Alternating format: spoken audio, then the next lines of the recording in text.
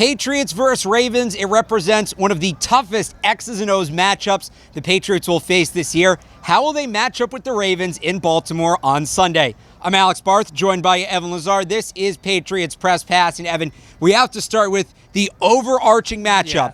Bill Belichick against Lamar Jackson. How does he scheme for this once-in-a-generation quarterback? It's going to take a village, right? It's going to take Certainly. all 11 players on defense to stop Lamar Jackson as a runner specifically, but also as a dual-threat quarterback. So the Patriots have to have that kind of mentality. This isn't just about one guy spying Lamar the whole game. This is going to take multiple guys to slow him down. I expect we see a lot more zone coverage, some scheme pass rushes where they are forcing Lamar, if he's going to escape the pocket, to the direction that they want him to escape in. So they can really rush the passer in a way that says, all right, Lamar, if you're going to take off, it's going to be to the left and it's going to be this direction, not against your arm side. That way there we have the spy over there and we know exactly where you're going. We'll see a little bit of that with man coverage, see some zone coverage I'm sure of as well. So it's going to take a village, like I said. Certainly, and the reason I'm highlighting Belichick here is I talked about it a bit in the video Wednesday. I thought the Seahawks game plan for him was just awful, and Lamar's the kind of guy where even if you have all the talent on the field,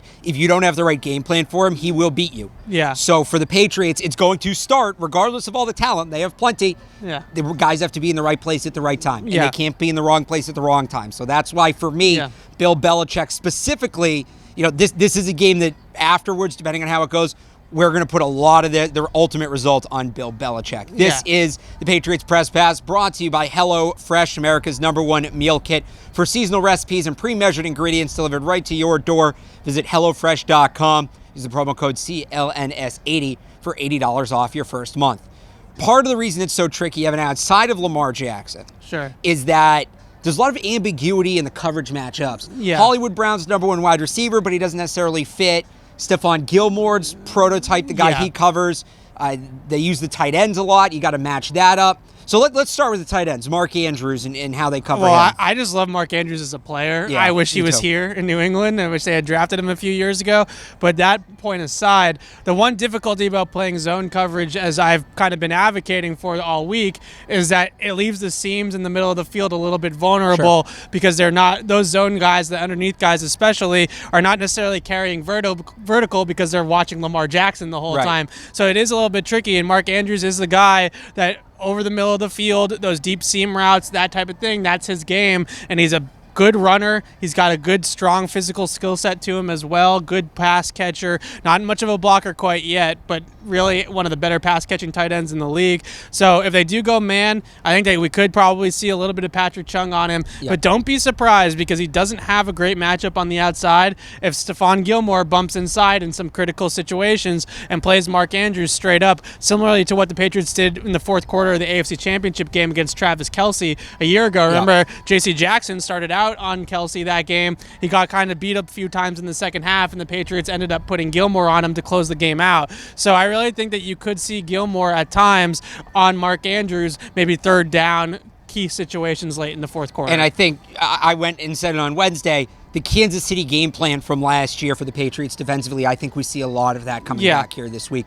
The interesting matchup for me, Hollywood Brown, I know he's banged up. It sounds like he's going to play. And again, do you put Steph Gilmore on him as the #1 wide receiver? But he's one of those faster guys that tends to give Gilmore trouble. He lines up in the slot a lot.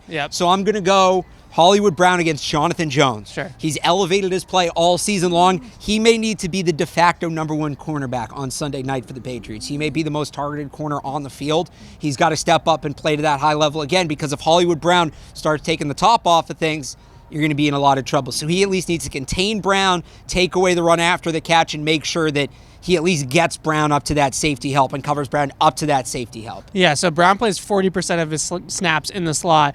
They use him a lot like the Chiefs use Tyreek Hill. Now, they're a little bit different players. I don't think Brown is quite as explosive as Tyreek Hill, but that's kind of the blueprint that Baltimore is going for, right? So it's not just deep go balls. They run him on a lot of deep crossing routes over the middle of the field, those deep over routes where he's going across the field and using his speed into space and to bubbles of pockets of space.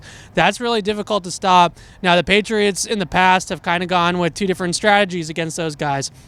They either put Gilmore on him, they just get Gilmore in his face, they Right. jam him at the line of scrimmage, and you don't let him get off the line of scrimmage. I think that's a possibility. That's how they defend guys like John Brown this year or Robbie Anderson. The other way to do is what they did to Tyreek Hill in the AFC Championship game a year ago, which is put Jonathan Jones on him underneath, put the safety over the top, and double him essentially out of the game. And that's kind of what I think's going to. That's how I would play it on Sunday. I don't know if they respect Hollywood Brown that much. That's the question, right? Like Tyreek Hill, they respect a ton. I don't think it's necessarily know if about. they think that way about Hollywood quite yet. So I don't know that. I'm not necessarily saying that out of respect for Hollywood Brown. Yeah. But I guess, for lack of a better word, disrespect for the rest of the weapons. Right. If you take Hollywood Brown out of the game, you really limit what Lamar Jackson can do, right? Yeah. The Chiefs. If you take, Hollywood and Mark Andrews are the two guys. Right. Andrews is kind of his safety blanket. He's their tight end over the middle, their third down chain mover. He's their guy that he feels most comfortable throwing it to. Hollywood's the explosive playmaker. It's very similar to Kansas City with Kelsey and Hill. They're just they're Kelsey and Hill light. They're not as good as those And the two secondary guys. weapons aren't quite to that level either. Yeah. But we'll see. Are there any key matchups we missed? We, for one time, did not touch on the Patriots' offensive side of the ball, but this story's all about the Pats against Lamar Jackson. That's what this game is. But if you have one on the other side of the ball, let us know in the comments. This edition of Patriots Press Pass has been brought to you by HelloFresh, America's #1 meal kit. For $80 off your first month, visit HelloFresh.com/CLNS80 and use the code CLNS80. With the Patriots Press Pass, for Evan Lazar, I'm Alex Barth. Thanks for watching.